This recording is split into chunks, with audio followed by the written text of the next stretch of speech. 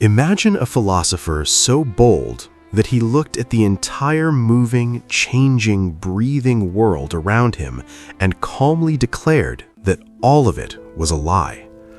What he claimed sounds impossible, even insane, and yet the force of his reasoning was so powerful that the greatest minds of the next 2,000 years could never fully escape its grip. Far to the west of Greece, on the sun-drenched coast of southern Italy, there stood a small city called Elea, where our story begins. It was a place of white stone and blue sea, of olive groves and busy harbors, founded by Greek refugees who had fled their conquered homeland across the water. Here, around the year 515 before the Common Era, a boy named Parmenides was born into a wealthy and respected family. He grew up breathing the salt air and watching the endless motion of the waves, the very motion he would one day insist was nothing but a dream. Little did anyone know that this child would grow into one of the strangest and most influential thinkers who ever lived. No one could have guessed that his quiet questions would one day shake the foundations of philosophy itself. Wealth and privilege surrounded Parmenides from his earliest days, opening doors that were closed to most others. His family was noble and prosperous, and it is said that he was expected to become a lawgiver, a respected leader who would help write the very rules of his city. Some ancient sources tell us that he did indeed give laws to Elea, wise and just laws that its citizens swore to uphold each year. He had every reason to live a comfortable public life, admired and secure, walking the pleasant path already laid out before him. Yet something deep inside him hungered for a different kind of truth, a truth that no law or fortune could ever provide. The pull of that hidden truth would prove far stronger than any title or inheritance the world could offer. A mysterious figure may have changed the entire direction of his life, a teacher whose influence still echoes faintly through the centuries. Ancient writers tell us that Parmenides was deeply shaped by a Pythagorean philosopher, a follower of the strange and secretive brotherhood that saw numbers and eternity hidden behind the visible world. From such teachers, the young man may have first learned to distrust his senses and to seek a deeper, changeless reality beneath the surface of things. Whether the details are true or not, something turned his gaze away from the ordinary world and toward the eternal. And once that gaze had turned, it would never turn back again. From that moment on, the visible world would never again be enough to satisfy his restless mind. Something extraordinary happened in the mind of Parmenides, something he could only describe as a kind of divine revelation. Rather than writing a dry treatise full of arguments, he composed a strange and beautiful poem, a work of soaring imagination unlike anything before it. In this poem, he described himself being carried away on a blazing chariot, drawn by wise horses and guided by the daughters of the sun, toward the very gates of day and night. It was a journey out of the world of darkness and illusion and into the blinding light of truth itself. Through this vivid tale, he was telling us that what he had discovered felt less like an argument and more like a sacred vision. He wanted us to understand that reason, at its highest, can feel like a light breaking into the soul. Waiting at the end of that cosmic journey stood a goddess, and it was she who would reveal to him the deepest secrets of existence. She welcomed the young traveler warmly, taking his right hand in hers and promising to teach him all things, both the unshakable truth and the false beliefs of ordinary mortals. Through her divine voice, Parmenides framed his entire philosophy as a revelation handed down from a higher power. This was no small claim, for he was suggesting that human reason, followed faithfully to its end, could arrive at truths as certain as any prophecy. And the first truth she spoke would shake the foundations of everything people thought they knew. With those words, the goddess opened a door that Parmenides would spend the rest of his life walking through. Being is, and non-being is not, the goddess declared, and in those few simple words lay a revolution. It sounds at first like an empty riddle, a mere play on words, until you begin to follow where its logic relentlessly leads. What exists, exists, she was saying, and what does not exist simply cannot be, cannot even be spoken of or thought about.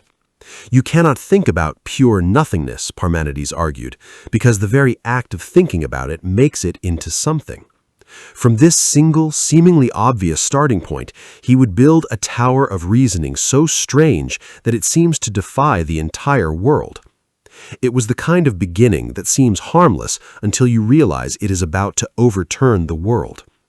History would prove that this humble riddle was the seed of a revolution in human thought.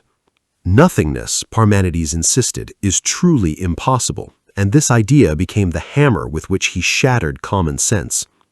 If nothing cannot exist, he reasoned, then there can be no empty space, no void, no gaps of pure absence anywhere in reality. And if there is no nothingness, then something astonishing follows, for change itself becomes impossible. To change, a thing must become what it is not, must move from being one way into being another way that it currently is not. But that would require non-being to be real, and since non-being cannot be real, the goddess concluded that change is nothing but a grand illusion. With this single stroke, he declared war on the most obvious fact of human experience. Everything solid and familiar was about to dissolve beneath the pressure of his relentless logic. Consider how utterly staggering this conclusion truly is, for it contradicts everything our eyes tell us every single moment. We watch the seasons turn, we see children grow into adults, we feel the wind move and the fire burn and the water flow endlessly to the sea. All of this, Parmenides calmly insisted, is a deception, a false show that our unreliable senses present to us. Reality, the true reality beneath the shimmering surface, does not change at all, and never has. In that one breathtaking claim, he set human reason and human perception against each other in a war that has never truly ended. No thinker before him had ever dared to set logic so completely against the evidence of the eyes. Here, at this crossroads, philosophy itself was being born in the clash of reason and the senses. Motion, that most obvious feature of the world, was among the first casualties of his ruthless logic. When you walk across a room, Parmenides would argue, you seem to pass through empty space from one point to another. But if empty space is nothing, and nothing cannot exist, then there is no empty space for you to move through at all.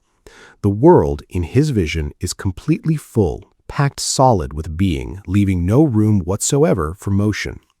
What we experience as movement, he claimed, is merely another trick of the senses, a phantom dancing upon a reality that is utterly and eternally still. To deny motion was to deny the most undeniable thing of all, and yet he did it without flinching. Here was a mind willing to trust an argument even when the whole world screamed that it was wrong. Plurality itself, the simple fact that there are many different things, also crumbled beneath his relentless reasoning. For many things to exist, Parmenides argued, they would have to be separated from one another by gaps, by regions of non-being that divide this thing from that thing. But since non-being cannot exist, there can be no such gaps, and therefore no true separation between anything. All of reality, he concluded, must be one single, continuous, undivided whole. The countless separate objects we seem to see around us are, in his eyes, a kind of mirage laid over a deeper and perfect unity. Behind the dazzling variety of the world, he insisted, hides a single, seamless oneness. The many, he taught, are a mask, and behind that mask breathes a single, undivided whole. What remains when change and motion and plurality have all been stripped away is a vision of reality that is almost overwhelming in its grandeur. True being, Parmenides taught, is one, whole, unchanging, and eternal, without beginning and without end. It was never born, for it could only have come from non-being, which is impossible, and it can never die, for it could only pass into non-being, which is equally impossible. It is perfect and complete, like a great sphere, the same in every direction, needing nothing and lacking nothing. This single, timeless, unbroken being is, for Parmenides, the only thing that is truly and fully real. It was a vision at once cold and radiant, terrifying and unspeakably beautiful. Try for just a moment to feel the strange beauty and terror of what he was describing. Picture a reality with no past and no future, no birth and no death, no motion and no separation, a single eternal now stretching infinitely in all directions. There is something almost unbearable in it, a stillness so total that it swallows time itself and everything we love within it. And yet there is also something magnificent, a glimpse of an eternity that no decay can ever touch. Parmenides was offering humanity its first great vision of a perfect, changeless absolute lying hidden behind the restless world of appearances. To glimpse it, even for an instant, is to feel the ground of ordinary life quietly dissolve. It is a thought that can leave you dizzy, as though you had glimpsed the back of the universe. Reason alone, he believed, was the one and only road that could lead to this hidden truth. Our senses, he warned again and again, are liars and deceivers, showing us a world of change and multiplicity that does not truly exist. Only by following the cold, clear logic of thought, no matter how strange its conclusions, can we ever hope to reach reality as it truly is. This was a revolutionary and even shocking demand, to trust an argument over the direct evidence of our own eyes. In making it, Parmenides became one of the first thinkers to place pure reason upon a throne above all experience. With this bold demand, he changed forever what it would mean to search for the truth. No one who truly grasped his demand could ever look at the visible world in the same way again. The courage this required is difficult for us to fully appreciate from the comfort of our modern age. To stand before your fellow citizens and calmly announce that the visible world is an illusion, that motion is impossible and change a dream, invited ridicule and disbelief. People must have laughed, must have pointed at the flowing river or the setting sun and asked how he could deny what everyone could plainly see. Yet Parmenides did not flinch, for he trusted the chain of his reasoning more than the testimony of the entire world. In that unwavering loyalty to logic, we see the birth of a whole new kind of intellectual bravery. That fearless loyalty to the argument would become one of philosophy's most enduring inheritances. Parmenides himself seemed to sense that his teaching was almost impossible for ordinary minds to accept. In the second part of his great poem, the goddess turns to describe the world of appearances, the very world of change and multiplicity that the first part had declared unreal.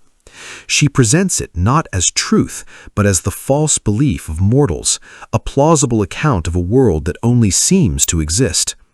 Why he included this section has puzzled scholars for thousands of years, sparking endless debate. Perhaps he wished to show that even illusions follow patterns, or perhaps he was gently guiding his students from the world they knew toward the truth they could barely imagine. Whatever his true intention, this puzzling second half has kept scholars enchanted for millennia. Among his followers, a brilliant young man named Zeno would become the fierce guardian of his astonishing ideas. Zeno loved Parmenides deeply. Some say as a son loves a father, and he could not bear to see his teacher mocked by those who trusted their senses over reason. To defend the vision of a changeless, motionless reality, Zeno invented a series of dazzling puzzles, paradoxes so cunning that they still trouble mathematicians today. He set out to prove that the common-sense world of motion and plurality leads to absurd contradictions, and in doing so, he gave his beloved master one of the greatest gifts a student can give. In that fierce devotion between teacher and student lies one of the tenderest bonds in all of philosophy. Picture the most famous of these puzzles, the astonishing race between swift Achilles and a slow tortoise. Zeno imagined the great hero giving the tortoise a small head start in a foot race, confident he would quickly win. But by the time Achilles reaches the spot where the tortoise began, the tortoise has crawled a little further ahead, and this happens again and again forever. In this strange and maddening way, Zeno argued that Achilles could never truly overtake the tortoise at all. Through such puzzles, he tried to show that our everyday belief in motion collapses into impossibility when examined closely. It is a puzzle so simple a child can grasp it, yet so deep that geniuses have wrestled with it for ages. These paradoxes were not mere games or clever tricks meant to amuse a crowd of onlookers. They were weapons, forged with great care to defend the radical philosophy of Parmenides against the mockery of common sense. If the idea of motion leads to logical absurdities, Zeno reasoned, then perhaps motion is not as real as we so confidently believe. He was forcing people to confront the possibility that their most basic assumptions about reality might be deeply and hopelessly confused. For over 2,000 years, the sharpest minds in history have struggled to fully untangle the knots that Zeno so cleverly tied. Behind the playful surface of each paradox lay a deadly serious defense of an impossible truth. Even now, centuries later, these puzzles have the power to stop a thoughtful mind in its tracks. One remarkable meeting may have taken place that would link Parmenides to the entire future of Western philosophy. According to Plato, when Parmenides was an old man of about 65, he traveled to the great city of Athens for a religious festival. There, the story goes, he met a very young Socrates, still just a promising boy, and the two of them discussed the deepest questions of philosophy. Whether this meeting truly happened or was a beautiful invention, its meaning is profound, for it symbolizes the passing of a torch. The old master of Elea, in this tale, hands the flame of philosophy to the young man who would help set the whole world alight. In that quiet handing over of wisdom, the whole future of Western thought seems to hang in the balance. Plato revered Parmenides so deeply that he treated him almost like a sacred and untouchable figure.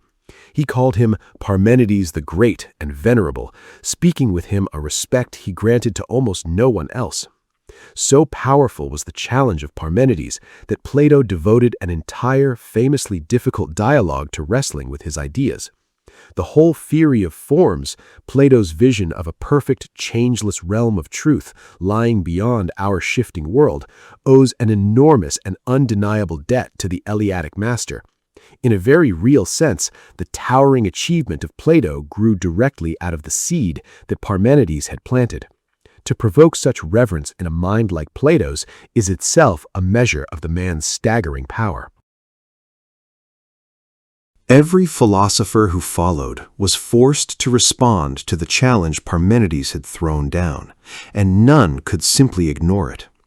He had seemingly proven, through airtight logic, that change and motion were impossible, and yet the world of change was undeniably there before everyone's eyes. This created a magnificent crisis, a puzzle that the greatest thinkers of Greece felt compelled to solve. How could they honor the power of his reasoning while still saving the reality of the world they lived in? Almost every major philosophy that came after him can be understood, in part, as an attempt to answer the impossible riddle that Parmenides had posed. Their answers, taken together, would become much of the foundation of all later philosophy. Some thinkers responded with brilliant and creative compromises that would themselves change the course of science. The atomists, philosophers like Democritus, accepted much of Parmenides' logic, but found an ingenious escape from his conclusions. They agreed that being could not come from non-being, but they imagined reality as countless tiny, unchanging beings, the atoms, moving through empty space. Each atom was a little unchanging Parmenidean being, yet their endless rearrangement could explain all the change we see. In this daring idea, born in response to Parmenides, lay the distant ancestor of modern atomic theory itself. From a desperate attempt to escape one strange man's logic, the seed of modern physics was quietly sown. It is astonishing to realize how much of later science and philosophy grew from wrestling with this one strange man. The very idea that there is a permanent, unchanging reality beneath the flux of appearances runs like a golden thread through the history of thought. Scientists searching for unchanging laws of nature, for conserved quantities that never vary, are in some sense still chasing the ghost of Parmenides. His insistence that true reality must be eternal and indestructible echoes even in the modern principle that matter and energy can be neither created nor destroyed. The old poet of Elea reaches farther into our world than almost anyone suspects. Wherever thinkers search for what lies permanent beneath the changing world, his shadow still falls. There is a profound loneliness in the figure of Parmenides that touches something deep in the human heart. Here was a man who followed his reason to a conclusion that set him utterly against the entire world of common experience. He must have known how impossible his teaching would sound, how few would ever truly follow him into that changeless eternity he had glimpsed. To hold fast to a truth that almost no one else can see is one of the loneliest burdens a person can bear. And yet he carried it with a strange serenity, secure in the certainty of his vision. And perhaps that loneliness is the price every true visionary must one day be willing to pay. He bore the weight of a vision that set him apart from every soul who had ever lived, and still he did not turn away. Deeply moving, too, is the sheer purity of his devotion to truth as he understood it. He did not soften his conclusions to make them easier to accept, did not bend his logic to fit the comfortable beliefs of his neighbors. When reason led him to a terrifying and beautiful destination, he followed it there without hesitation and reported honestly what he had found. This is the mark of a truly great thinker, the willingness to go wherever the argument leads, no matter how strange or unwelcome the destination. In an age of easy opinions, his fierce integrity still shines across the centuries like a distant star. To follow the argument into the dark, without turning back, is the rarest kind of intellectual courage. We should pause to wonder what it must have felt like to live inside such a mind. To look at a sunset and see not a changing sky, but an eternal, motionless being wearing the mask of change, is to experience the world in a way almost no one else ever has. To walk among people rushing about their busy lives while believing in your very bones that all their motion is a dream is a strange and solitary existence. Parmenides lived in two worlds at once, the ordinary world of appearances and the hidden world of unchanging being, and he never lost sight of the deeper reality that he alone seemed able to see. Few human beings have ever inhabited so completely a truth that no one around them could share. To live so fully inside a hidden truth is to be, in some sense, gloriously and utterly alone. His influence did not end with the ancient Greeks, but flowed onward through the long river of human thought. Medieval philosophers, wrestling with the nature of God as a perfect and unchanging being, drew upon ideas that Parmenides had first made thinkable. Mystics across many traditions, who spoke of a single timeless, undivided reality behind the veil of the world, echoed his ancient vision without always knowing its source. Even modern philosophers have returned again and again to his haunting questions about being, existence, and the reliability of our senses. The strange fire he lit in Elea has never entirely gone out. Wherever people speak of a single eternal reality behind the veil of appearances, his voice still whispers. Think of how few people in all of history have truly changed the way that human beings think. Most of us accept the world as our senses present it, never questioning the solid ground beneath our feet or the flowing of time around us. Parmenides dared to question the most basic assumptions of all, to ask whether change and motion and multiplicity were real at all. In doing so, he did not merely add a new idea to philosophy, he opened up an entirely new way of asking questions. He taught humanity that reason itself could be a doorway into realities that the eyes can never see. That gift, the opening of a new way to question everything, may be the greatest a thinker can give. He did not merely answer old questions, but taught us to ask entirely new ones we had never imagined. When you strip away the difficult logic and the ancient poetry, a deeply human drama remains at the core of his story. Here was a person who trusted his own mind so completely that he was willing to stand alone against the testimony of the whole world.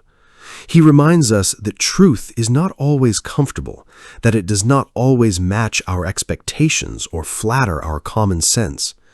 Sometimes the deepest truths are the ones that seem, at first, most impossible to believe.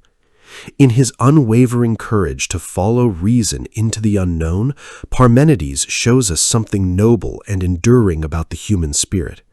His life stands as a quiet monument to the courage it takes to think for oneself. In him we glimpse the strange nobility of a soul that would rather be lonely than be wrong. So the next time you watch the world flow and change around you, remember the strange genius of Elea who dared to call it all a dream. Remember that behind the shifting surface of things he believed there lies a single, perfect, eternal being that never changes and never dies. You do not have to agree with him to feel the power of his vision, to sense the vertigo of a mind that questioned the very ground of existence. Parmenides asked the boldest question a human being has ever asked, whether reality itself is what it appears to be. And in daring to ask it, he changed the course of human thought forever. To wonder alongside him, even for a single heartbeat, is to join the oldest and most daring adventure of the human mind. Parmenides died more than 2,400 years ago, an old man who had spent his life defending a truth that almost no one around him could accept.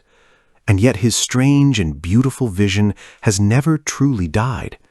He was the thinker who dared to trust reason over his own eyes, who looked at a world of endless change and motion and calmly insisted that beneath it all lay a single, perfect, unchanging being that could never be born and could never pass away. His conclusions may seem impossible, and perhaps in the end they were mistaken, yet the far greater thing he gave us was the astonishing demand that we follow our reason wherever it leads, even into territory that terrifies and bewilders us. Every philosopher who came after him, from Zeno and Democritus to Plato and far beyond, was forced to wrestle with the impossible riddle he had posed, and in wrestling with it, they built much of the foundation of Western thought. If his story has stirred something in you, then let it remind you that the boldest ideas often sound like madness at first, that truth does not always bow to common sense, and that a single human mind, following its reasoning with fearless honesty, can shake the foundations of the world.